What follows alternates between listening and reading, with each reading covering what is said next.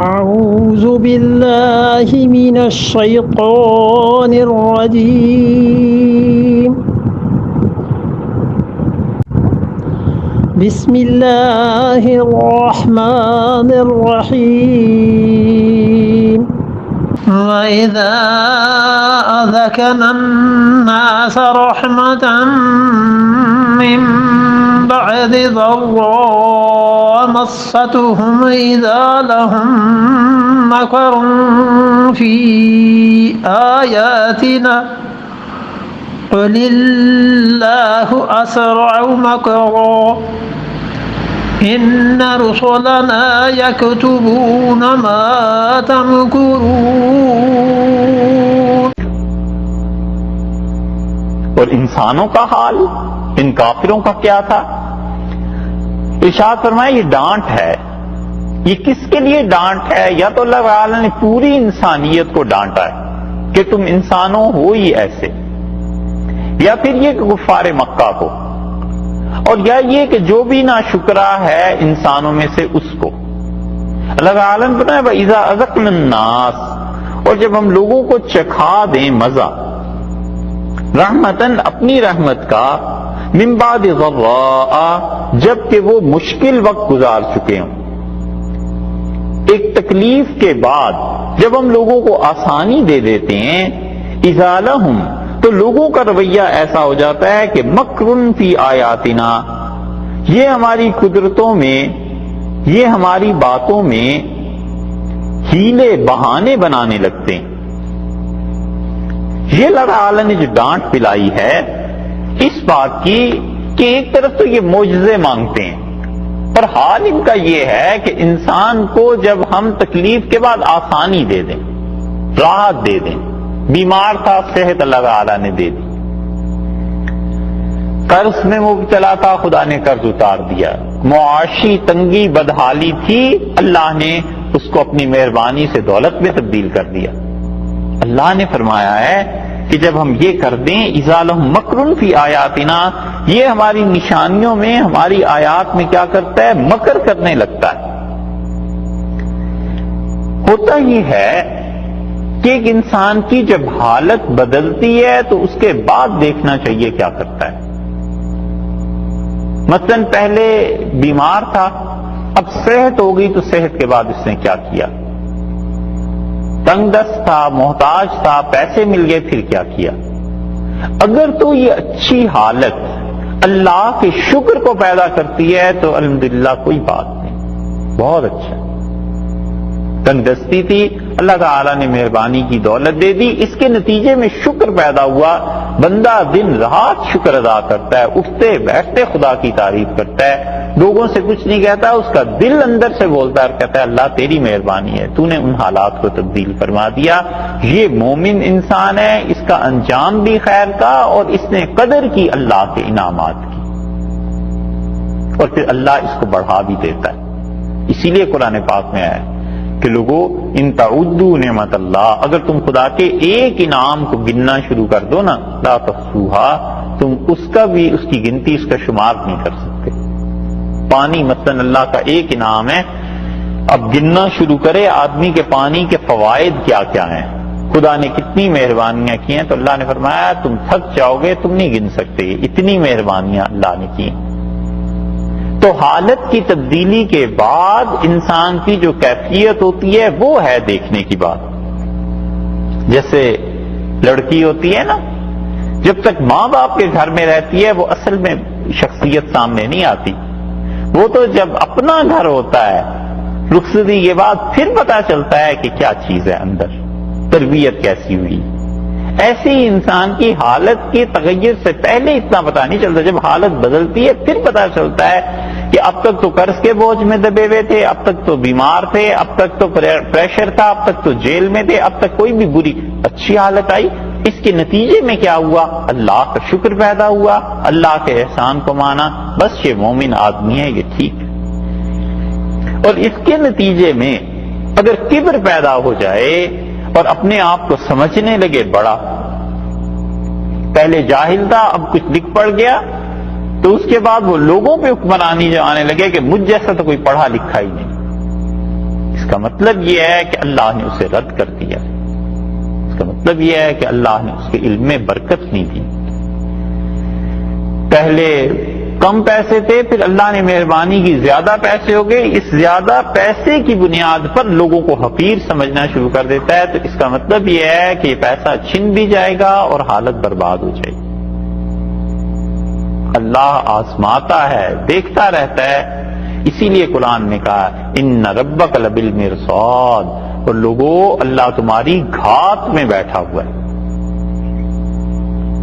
اس آیت کو صحیح وہی سمجھ سکتے ہیں جنہوں نے شکار کبھی کیا ہو نا جنگل میں، تو کیسے وہ رائفل لے کے گھات میں بیٹھا ہوا ہوتا ہے، پتے کی سرسراہٹ بھی نا ناگوار گزرتی ہے کہ اس وقت اس ہرن نے، اس شیر نے، اس نے گزرنا ہے اور کوئی چیز ڈسٹرب نہ کرے۔ اللہ نے فرمایا ان ربک لبالمرصاد، اور تیرا پروردگار انسانوں کی گھات میں بیٹھا ہوا ہے، ایک ایک چیز دیکھتا ہے کہ اس نے کیا کیا۔ پہلے صحت خراب تھی، اب دوا دارو ٹھیک ہو گیا، طاقت آ گئی، اب لگا لوگوں کو مارنے، ظلم کرنے۔ پہلے کوئی عہدہ نہیں تھا، کوئی پوچھ نہیں تھی، اب عہدہ مل گیا اور اس عہدے کی بنیاد پر لوگوں کی تذلیل ہو گئی۔ تو اس کا مطلب یہ ہوا کہ خدا نے جس امتحان میں اسے ڈالا تھا یہ ناکام ہو گیا، یہ فیل ہو گیا اس میں۔ اسی لیے یہ جو بڑے لوگ تھے نا، یہ جب بازار میں جاتے تھے، کہیں لوگوں کو دیکھتے تھے، تو وہ ایک دعا آتی ہے نا کہ جب تم کسی بیمار کو یا کسی کو ایسی حالت میں دیکھو تو یہ دعا مانگو کہ الحمدللہ الذی عافانی مما ابتلاکم بہ، اللہ کا شکر ہے جس نے مجھے اس مصیبت میں نہیں ڈالا جس میں تم۔ تو وہ بازار میں دعا پڑھتے تھے جا کے کہ اللہ کا شکر ہے اس عذاب میں ہم نہیں پڑے جس میں لوگ پڑ گئے۔ تو اس لیے حالت کے تغیر کے بعد دیکھے اور اپنے نفس پہ غور کرتا ہی رہے۔ قرآن نے کہا ہے بل الانسان علی نفسہ بصیرہ، اور انسان اپنے اندر کی حالت کو خود بہت اچھی طرح سمجھتا ہے۔ ولو القی معاذیرا، چاہے وہ کتنی معذرت کرتا پھرے کہ یہ گناہ اس لیے کیا، یہ بات اس لیے ہو گئی، یہ غلطی اس لیے ہو گئی، جو مرضی کہتا پھرے، مگر وہ اپنے آپ کو خوب جانتا ہے کہ اس کے اندر کیا ہے۔ اسی لیے ارشاد فرمایا کہ جب ہم لوگوں کو اپنی رحمت کا مزہ چکھائیں، مہربانی کریں، عنایت کریں، جب ان کو تکلیف پہنچے اس کے بعد ہماری انعامات ہوتے ہیں، اذا لہم مکر فی آیاتنا، وہ کیا کرتا ہے ہماری نشانیوں میں مکر کرنے لگتا ہے۔ مکر کا مطلب کیا ہوا؟ مکر کا مطلب یہ کہ وہ ہماری نشانیوں کی، ہماری مہربانیوں کی تعویل اور توجیح کرتا ہے۔ تعویل ایسے ہو گئی کہ اللہ نے مہربانی کی، دل کہتا ہے یہ اللہ ہی کی مہربانی تھی، مگر لوگوں کو کہتا ہے کہ صاحب یہ سب ہماری پالیسیز ہے، یہ اسی کا نتیجہ ہے، یہ تو کمپنی ڈوبنے لگی تھی صاحب، آپ کو پتا ہے، پھر ہم نے فون کیا، پھر ہم نے یہ کیا، پھر ہم نے وہ، بجائے اس کے کہ اس خیر کو اللہ کی طرف منسوب کرتا، وہ اس خیر کو اپنی طرف منسوب کرتا ہے۔ ایک تفسیر، اور دوسری تفسیر بھی بہت اچھی مفسرین نے کیا، وہ کہتے ہیں اوپر تھا نا ذکر معجزے کا کہ معجزہ کیوں نہیں کوئی ہو جاتا، تو دیکھیے معجزہ ہونے کے بعد اچھی حالت ہو جانی چاہیے نا۔ ہم نے معجزہ دکھا دیا تو اب ایمان لانا تھا، ایمان لانے کی بجائے مکرن فی آیاتنا، ہمارے ان معجزات کی تعویل کرنے لگتا ہے کہ یہ تو اصل میں اس لیے ہو گیا، یہ تو اس لیے ہو گیا۔ مثلا خدا کا عذاب آ گیا، پتھر برسے، تو فلاسفہ نے یہ کہنا شروع کیا کہ یہ کوئی خدا کا عذاب نہیں آیا، اصل میں فلاں سیارہ ایسے گزر رہا تھا، یہ کہکشاں ایسے گزر رہی تھی، تو دونوں کا ٹکراؤ ہوا تو شہاب ثاقب سے زمین پر گرنے لگے۔ حضرت نوح علیہ السلام کا طوفان آ گیا، اس کی تعویل یہ کر لی کہ حضرت نوح علیہ السلام کا جو طوفان تھا اصل میں اس زمانے میں فلاں بند ٹوٹ گیا تھا دریا کا، تو وہ پانی بہہ پڑا تھا سارے کا سارا۔ یہ ہے مکرن فی آیاتنا، کہ معجزات کے اقرار کی بجائے اللہ کی طاقت، اللہ کی عظمت اور اللہ تعالی کی وحدانیت پہ اقرار کی بجائے وہ انبیاء علیہ السلام کے معجزات کی کیا کرنے لگتا ہے؟ وہ تعویل کرنے لگتا ہے، مادی توجیحات۔ یہ مرض تھا ابو علی سینا، اسی لیے اس نے ابو علی سینا نے طب پہ جو کتابیں لکھی ہیں نا، سارا دن سوتا رہتا تھا، علم تو بہت تھا، اور جو حواری اور حواشی تھے اس کے گرد و پیش بیٹھنے والے، وہ اس سے بھی شاید 4 ہاتھ آگے ہوں گے، حتیٰ کہ اس کے شاگردوں نے اس سے کہا کہ آپ نبوت کا دعویٰ کیوں نہیں کرتے، آپ کو تو اتنا علم اللہ نے دیا ہے۔ تو اس نے بھی چپکے چپکے یہی کہا کہ بات تمہاری ٹھیک ہے لیکن لوگ نہیں مانتے۔ یہ تھا حال۔ اسی لیے امت میں ایسے لوگ گزرے ہیں جنہوں نے اس پہ کفر کا فتویٰ دیا، انہوں نے کہا یہ ملحد تھا، اور اس کی کتابیں آپ پڑھیں تو ایک سے ایک ایسی چیز ہے۔ ہمیں کفر کا فتویٰ اس کا پڑھ کے بڑا تعجب ہوا کہ اتنا بڑا آدمی اسے کیسے کافر کہتے۔ جب کتابیں پڑھی تو پتا چلا کہ اوہو، اس سے بھی بہت دور کی سوجی۔ حضرت عیسیٰ علیہ السلام کون نہیں جانتا کہ بغیر باپ کے پیدا ہوئے، اس کی بھی اس نے توجیہ کی ہے، چونکہ حکیم تھا بہت بڑا۔ تو کہتا ہے ایسی ایسے یہ چیزیں ہوتی ہیں، اور یہ کسی بھی خاتون میں ممکن ہے۔ کوئی پوچھے کہ حضرت مریم ہی کے لیے ساری دنیا میں ایک مرتبہ کیوں ممکن ہوا، اس کے بعد اب تک دوبارہ کیوں کوئی ایسی چیز نہیں ہوگی؟ یہ ہے مکر۔ اسی طرح اللہ تعالیٰ نے بتایا فلاں قوم پہ ہم نے پتھر نازل کیے، کہتا ہے وہ شہاب ثاقب تھے جو اس وقت میں گر گئے تھے، اللہ تعالیٰ نے اسی کا ذکر کیا۔ حاذق تو بہت تھا، طب میں تو امام تھا گویا اپنے زمانے کا، اور اس کی کتابیں مدتوں یورپ میں آکسفورڈ میں پڑھائی جاتی رہی ہیں۔ ایک مریض کو اس نے دیکھا، اس نے کہا تم نہیں بچتے، تو اس لیے جو اب ہو سکتا ہے کھاؤ پیو بس، ٹھیک ہے۔ وہ پھر اسے کچھ عرصے کے بعد نظر آیا تو ٹھیک ٹھاک گھوم رہا تھا۔ اس نے کہا تم کیسے بچ گئے؟ اس نے کہا میں فلاں جگہ گیا تھا اور ان سے دوا لی۔ اس نے کہا تمہارا جو علاج تھا وہ تو ممکن ہی نہیں تھا۔ اس نے کہا جی بہرحال فلاں حکیم صاحب نے دوا دی تھی، ٹھیک ہو گیا۔ اس نے کہا جاؤ اور ان سے نسخہ لکھوا کے لاؤ جو بنا کے دیا تھا۔ تو حکیم تک جب وہ پہنچا کہ جی نسخہ بنا دیں، تو حکیم سمجھدار تھا، اس نے کہا ابو علی سینا نے بھیجا ہے۔ انہوں نے کہا ہاں جی انہوں نے نہیں بھیجا۔ اس نے کہا اسے ہوا بھی نہیں لگی نلوم کی۔ تو اس نے اصرار کیا، تو انہوں نے کہا جب تم بیمار ہو تو آنا، پھر لے جانا، لکھ کے نہیں دیں گے۔ تو اتنا یہ ابو علی سینا حاذق تھا کہ جب یہ بیمار ہوا اور دوا لے کے آیا تو اس نے نگاہ رکھی ہوئی تھی محلے میں کہ کب یہ مرتا ہے، تو وہ دوا اس نے لے کے چکھی، پھر لکھنا شروع کیا، اور اس نے کہا اس دوا میں 16 یہ اجزاء ملائے گئے ہیں، اور 16 اجزاء اس نے کوٹ چھان کے پھر وہی دوا بنا دی۔ تیز ایسا تھا۔ حضرت ابو سعید رحمۃ اللہ علیہ اس کے زمانے کے بہت بڑے بزرگ تھے، وہ گئے ایک مریض کو دیکھنے، محلے میں کوئی بیمار ہو گیا، تو انہوں نے جا کے کچھ پڑھ کے دم کرنا شروع کیا۔ تو وہ علی سینا بھی گیا ہوا تھا دیکھنے کے لیے، اس سے مدت سے تلاش تھی کہ کہیں یہ صوفی ہاتھ لگے تو اس سے دو باتیں کریں۔ بڑا خوش ہوا حضرت کو دیکھ کے، ہاتھ ملایا، بیٹھ گیا، تو اس پہ دم کرتے رہے۔ تھوڑی دیر کے بعد بولا اور کہنے لگا کہ ابو سعید یہ اس آدمی کو تو سخت بخار ہے۔ تو چپ رہے، پھر کہنے لگا اصل میں اس کے جسم میں جتنی مادے ہیں یہ سارے رک گئے ہیں، اور کوئی ایسی دوا ملے جس سے اس کو پسینہ آئے تو بخار ٹوٹ جائے گا۔ پھر بھی سنتے رہے۔ اس نے کہا کہ اور صوفی تم کیا پڑھ کے اس پہ پھونک رہے ہو، اسے دوا کھانی چاہیے، تم کیا کر رہے؟ تو حضرت ابو سعید رحمۃ اللہ نے کہا کہ چپ رہ اور مجھے پڑھنے دے۔ اس سے پھر کہا تمہارے پڑھنے سے کیا ہوگا، مریض تو دوا سے ٹھیک ہوتا ہے، اس سے تھوڑا ہی ٹھیک ہو جاتا ہے۔ تو ان کا بکو نہیں۔ اتنا سخت جملہ کہا تو اس کے شاگرد اٹھ کھڑے ہوئے۔ انہوں نے کہا تمہیں پتا نہیں کہ پورے زمانے میں ایک ایسا آدمی، ادھر سے ان کے مرید بھی اٹھ کھڑے ہوئے، خیر بیچ بچا ہو گیا۔ تو انہوں نے جب ابو علی سینا چلا گیا تو انہوں نے کہا کہ میں اسے سمجھا رہا تھا، وہ سمجھا ہی نہیں۔ لوگ کہتے ہیں بڑا عقل مند ہے۔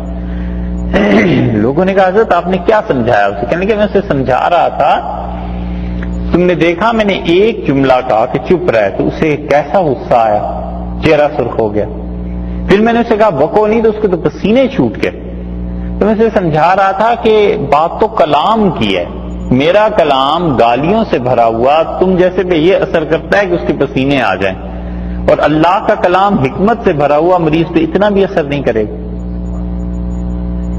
اور پھر کہنے لگے کہ ایسا شخص ہے جس کے پاس اخلاق نہیں ہے. تو ابو علی سینا کو بھی کسی نے پہنچا دی کہ تمہارے جائے پیچھے حضرت یہ فرما رہے تھے، تو اسے اپنی کتابیں ساری بھجوا دی کہ یہ میں نے انسانی اخلاقیات پہ کتابیں لکھی ہیں. تو حضرت ابو سعید رحمۃ اللہ علیہ ہنسے اور اس کے قاصد سے کہا یہ واپس لے جاؤ اور اسے کہنا میں نے یہ نہیں کہا کہ تم اخلاق جانتے نہیں ہو، اس جاننے کے نتیجے میں ہی تو کتابیں لکھی ہیں. میں نے کہا تمہارے پاس ہیں نہیں، تم عمل نہیں کرتے.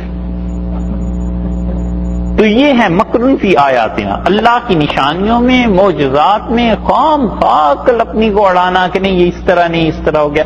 ارے بھئی سیدھی سادی بات ہے کہ انبیاء علیہ السلام تھے، اللہ نے انہیں معجزات دیے تھے. اللہ کا خاص فعل ہے. ایک ہے اللہ کا عام فعل، وہ ہے کہ اللہ نے حکم دیا پانی کو جاری رہے، جاری رہتا ہے. اللہ کا خاص فعل یہ ہے کہ اللہ نے پانی کو روک دیا. اللہ تعالیٰ نے آگ کو حکم دیا جلایا کرو، جلاتی ہے. پھر اللہ نے خاص ایک موقع پہ پہنچ کے کہا آگ کو کہ آج اس شخص کو نہیں جلانا، نہیں جلایا.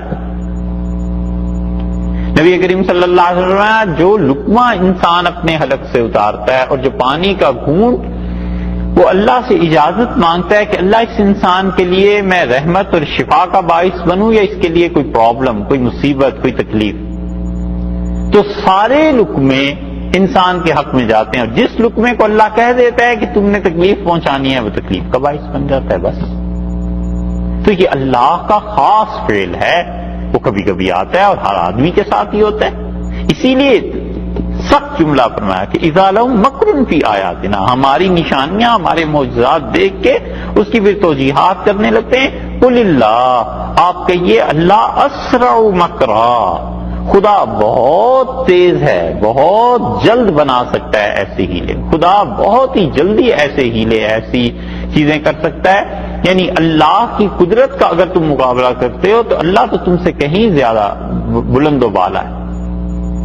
اللہ اگر پکڑنا چاہے تو وہ پھر اس سے جلدی گرفت کر دیتا ہے. ایک حد تک ڈھیل دیتا ہے، دیکھتا رہتا ہے، دیکھتا رہتا ہے. پھر جب رسی اللہ کی طرف سے کھینچی جاتی ہے نا، پھر انسان اس کا کوئی ٹھکانہ نہیں ہوتا. انا رسولنا، اور ہمارے رسول، ہمارے فرشتے، یکتبون ما تمکرون، جو مکر تم کرتے ہو اسے لکھتے رہتے. قرآن نے اصول کی بات بیان کر دی. اللہ تعالیٰ نے اصول کی بات بیان کر دی کہ دیکھو ولا یحیق مکر السیء الا باہلہ، جو آدمی دوسروں کے متعلق برا سوچے گا وہ ایک دن اس برائی کا خود شکار ہو جائے گا. اصول کی بات اللہ تعالیٰ نے بیان کر دیا. ومن نکث فانما ينکث علی نفسہ، جو اللہ کے ساتھ وعدے کیے ہوئے توڑتا ہے اس کا وبال اس کی جان پر پڑتا ہے. آج ایک اصول اس میں بھی آ رہا ہے آگے. ان اصولوں کو انسان نہ سوچے نہ سمجھے تو پھر وہ خود ہی اس کا شکار ہوگا. اس لیے فرمایا انا رسولنا یکتبون ما تمکرون، اور ہمارے فرشتے لکھ لیتے ہیں ان چیزوں کو جو تم کرتے ہو، ایک ایک چیز لکھ لیتے ہیں. اسی لیے قرآن پاک میں دوسری جگہ آیا ہے کہ جب وہ قیامت میں اپنے نامہ اعمال کو دیکھیں گے سر پیٹ لیں گے، کہیں گے ما لہذا الکتاب، ہائے اس کتاب اس اعمال نامے کو کیا ہو گیا ہے. لا یغادر صغیرۃ ولا کبیرۃ الا احصاها، کوئی بڑی سے بڑی بات اور چھوٹی سے چھوٹی چیز اس اعمال نامے نے رہنے ہی نہیں دی، سب کچھ لکھا ہوا آ گیا. یہاں پر فرمایا. پھر اس رکوع کے آخر پر دوبارہ اللہ نے کہا ہے کہ جو کچھ کرتے ہو نا یہ سب کچھ لکھا جا رہا ہے. جتنے بھی اعمال انسان کرتا ہے اس دنیا میں اس کے ساتھ قیامت میں صرف ایک چیز کا اضافہ ہو جائے گا. یہی ویڈیو چل پڑے گی. زمانہ فرض کر لیں بیدر کو جا رہا ہے، 1990 تھا، پھر 2000 آ گیا، اب 2010 آ جائے گا. اسی زمانے کو جب الٹا چلانا شروع کریں گے نا اللہ تعالیٰ تو 210 والے آ جائیں گے، پھر 1990 والے آ جائیں گے، پھر یوں ہی چلتے جائیں گے. فرق ایک چیز کا پڑ جائے گا اور وہ یہ کہ اس ویڈیو کے ساتھ وہاں پر آواز بھی سنائی دے گی کہ اچھا یہ جو نماز پڑھ رہا ہے، اب ظاہر میں تو لوگ سارے دیکھیں گے نماز پڑھ رہا ہے، آواز آئے گی یہ نماز میرے لیے نہیں پڑھی جا رہی، یہ تو فلاں جنرل صاحب کے لیے پڑھی جا رہی تھی. سارے لوگ دیکھیں گے کہ یہ صدقہ ہو رہا ہے، ہاں جی بڑی اچھی بات ہے، اور آواز آئے گی یہ صدقہ میرے لیے نہیں تھا، یہ تو اس لیے تھا کہ نام بلند ہو جائے. یہ ہے بس بات. وہاں ایسے ساتھ کومنٹری جب چلے گی پھر پتہ چلے گا کہ کتنے اعمال اللہ کے لیے تھے اور کتنے اعمال لوگوں کے لیے. اسی لیے فقہا نے لکھا ہے کہ کوئی آدمی نماز نہ پڑھتا ہو اور کسی شخص کی وجہ سے نماز پڑھ لے تو اسے چاہیے جب زندگی کی باقی نمازیں قضا کرے تو اس کو بھی قضا کر لے، کیونکہ اس کی نماز ہوئی ہی نہیں، اس نے کسی آدمی کے لیے پڑھی تھی، اللہ کے لیے تھوڑا ہی پڑھی.